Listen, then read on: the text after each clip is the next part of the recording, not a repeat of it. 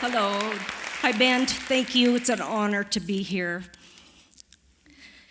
It was going into winter solstice when two friends invited me to go down the Colorado River through the Grand Canyon. It was for 19 days. We went into winter and we were using river boards, and they're like a souped-up boogie board.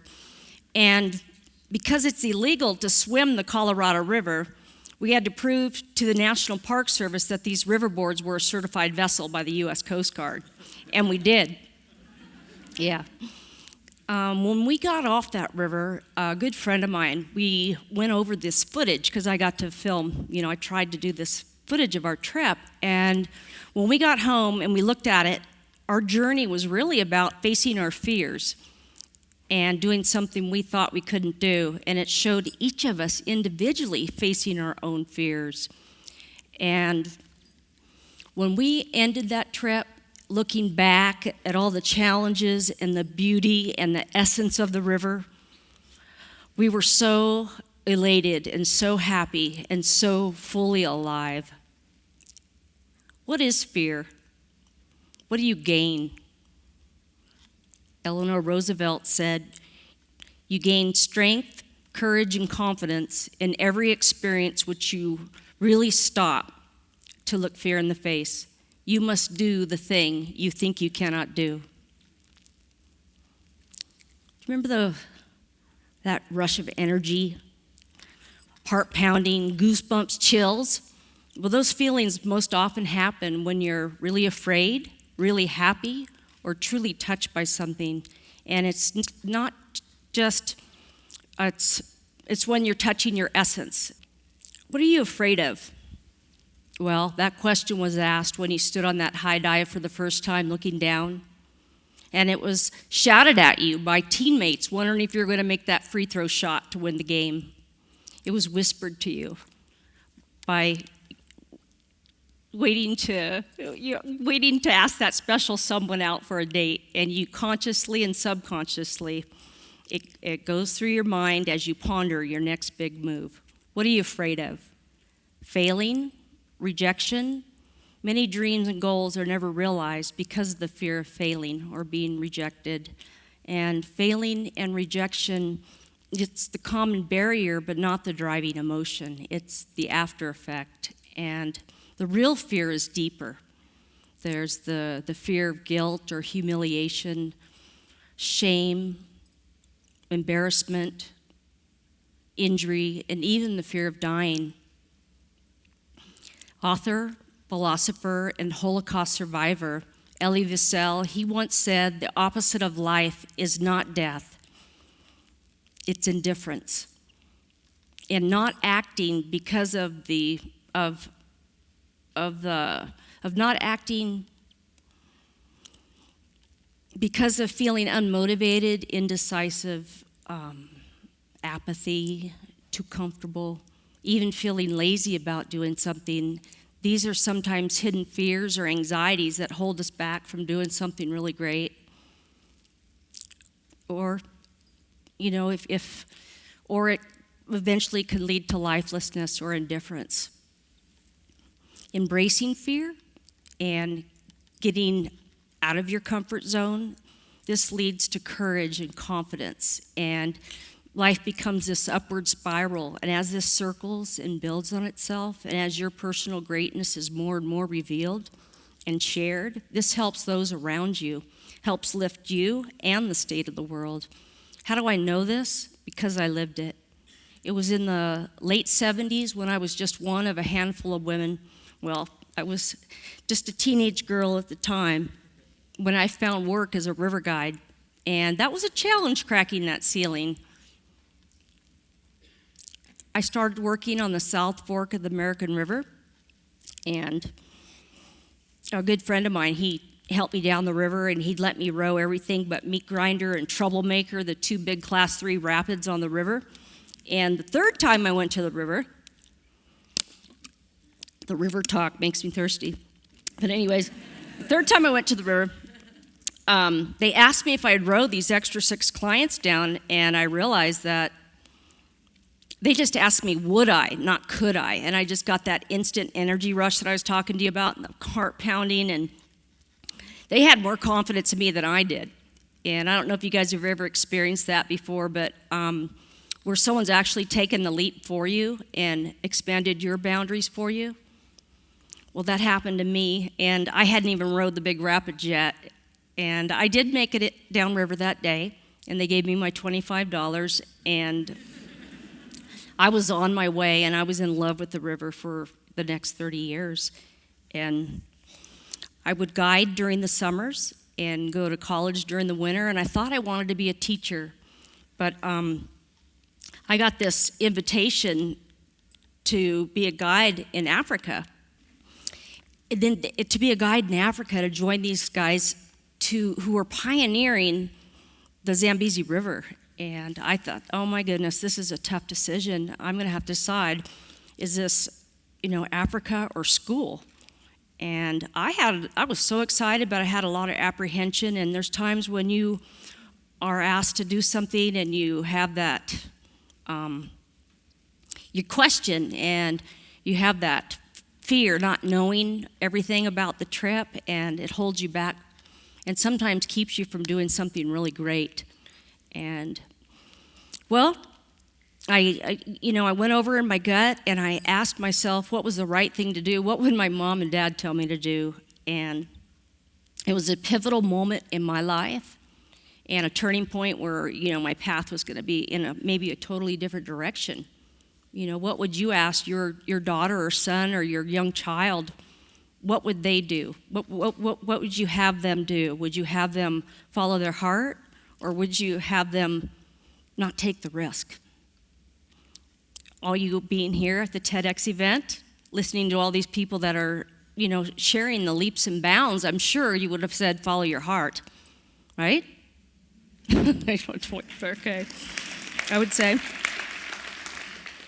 And I did. I followed my heart. I took the leap and I landed in Africa. The Rhodesian Bush War just ended, and we were not only worried about the landmines, but we were worried about the big hippos and the big crocs and the big whitewater. And we would put in along these cliffs below Victoria Falls. And Victoria Falls was, the locals called it the Musiotunya, the smoke that thunders. And it was this beautiful curtain, this storm of water, falling water. It was beautiful and terrifying. And the Zambezi, it was this massive flow of water with powerful eddy lines and tremendous drops and wave trains that were mountainous. And we dubbed this run the wildest one day in the world, and it was. And we also trained the Africans, the Zambians, to become river guides themselves, the first in the world. And these young men, and they also face their fears every day learning to row. And they also supported their families and also their entire village. They were rock stars in the community for sure. And if the whitewater wasn't enough, the wildlife certainly kept it interesting for us. And I was in love. It was a dream come true for me. And I lived in Africa for almost 4 years, and there, I found my one true love there. And every day I felt fully alive. And I was so, just to think about, not even going, thinking about not going would have been a crazy idea. Remember when you've looked up to people and admired, your heroes? Well, I was in I forget the year, it was a while ago, but I had an up-close, look at my hero facing her fears, just like we would have to do. And the plan was for me to take over rowing for Meryl. We were in a boat together while she was doing her one-day whitewater. I was in the raft coaching and helping her. And we were on this float with a big giant camera, and it was focused on Meryl. And I would maybe take over if she needed me to take the oars. And she was running this wave train, and a Zodiac would come in, a power boat with a motor, at the bottom of the rapid, and it would bump us into the eddy, and we'd ride this eddy line back up. And this was big, like the Zambezi or the Colorado River, so the eddy lines are quite huge. And we'd just ride that current right back up, and we'd do it again. And we did it all morning, over and over. And one time, we got to the bottom, and it surged, and the powerboat came in and met us, and the two forces met, and it forced one tube down, and we started taking on water. So all this happened at the same time. I'm yelling for the powerboat to back off. I put a hand on Meryl's shoulder, asked her to change. It was a signal. She got in back. I got in the oars, and things were okay. And I turned around to tell her, everything's fine. And I look, and all I saw was her two sandals. And she was leaping into the river, and I thought, oh, my goodness. But what I admire most about Meryl and how she looked at the situation and how, she was not a whitewater expert at all or water expert, and just how she faced that fight, flight, or freeze, and she didn't freeze. And that was just this extraordinary example of taking a leap in the face of fear, for sure. That was Meryl. But in 2004, two men, they wanted to descend the Blue Nile River and be the first to do it, all under human power. And that was 3,000 miles. And then they realized that there was some tough whitewater at the beginning of it, and they were needing help. So there were 6 of us experts that would help them through the whitewater. I was one of them. And we put in Ethiopia at the headwaters at Lake Tana, and we helped them down to the Sudan border, which was about 800 miles. That's Lake Tana. And it was just this calm, warm water. We're ankle deep, rigging the boat, and just this perfect temperature for this very small parasitic worm to thrive called schistosomiasis or bilharzia. And this could get into your body and lie dormant for years and wreak havoc without you even knowing it. And none of us did. We didn't know we could have this inside of us. And not until 3 years later, and I was the canary. I was 1 out of 8 who first started showing symptoms. So I asked them to go ahead and, get checked. Everybody had this parasite. So we're still trying to keep tabs on those guys, and they've taken the praziquantel, that's the medicine to get rid of this nasty booger. But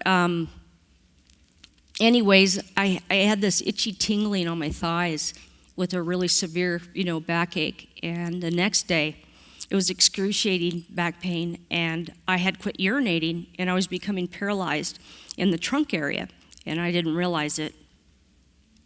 And a good friend of mine, he helped me check into the ER, and I walked in, but I never walked out. And I laid there in the hospital bed that night, and no one there. The first time, it's like, what in the heck has happened to me? And I was becoming paralyzed down my body, except for my feet and my toes. And it was coming up. And I was facing my greatest fear. And I thought I was going to die. I don't know if any of you experienced, or had a friend who experienced something like that, but it's hard. It's funny, I haven't talked about it too much to people. But here I am today. I'm in a standing wheelchair, and 5.5 years later, that's about what it is to this date. Right now, what I fear the most is maybe not living a halfway normal life. And I met a couple folks in a wheelchair today coming in, but it's not the chair for me. It's the pain. I get a lot of nerve pain that I battle with every day. It's a spinal cord pain. And, but I'm adapting and coming up with new dreams and goals to replace the old ones. I also learned, being a paraplegic's hard work. It takes a lot of determination and courage and hard work, energy, gratitude and love every day to move beyond, to move forward beyond your physical and mental limitations. And the first step's believing, and believing that you could do it, and taking the leap and going forward. And you ask, well, how do you do that? How do you take the leap and move forward and expand your boundaries, your self-created boundaries? And in answering that question, I thought back, since I spent most of my life on the river and the last few years paralyzed, I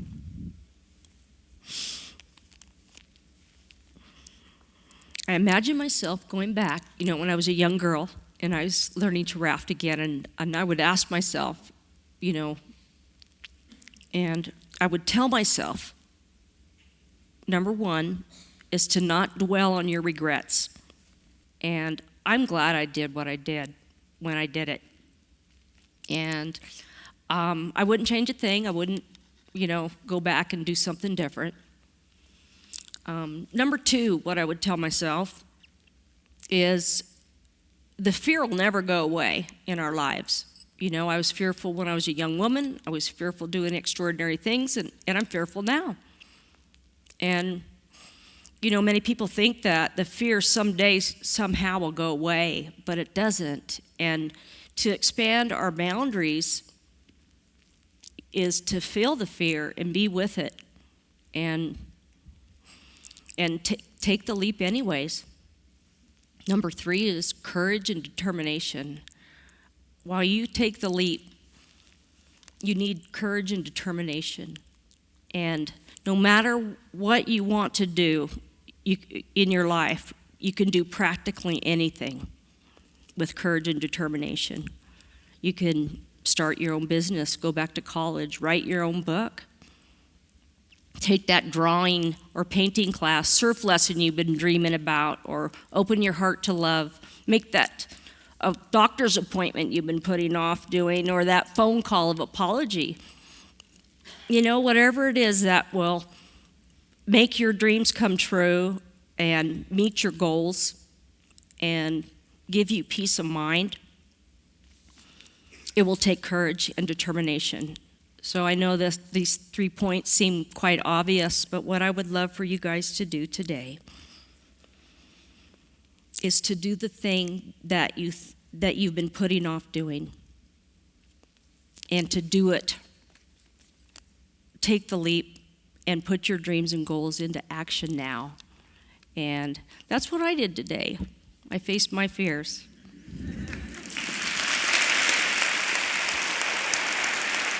Thank you.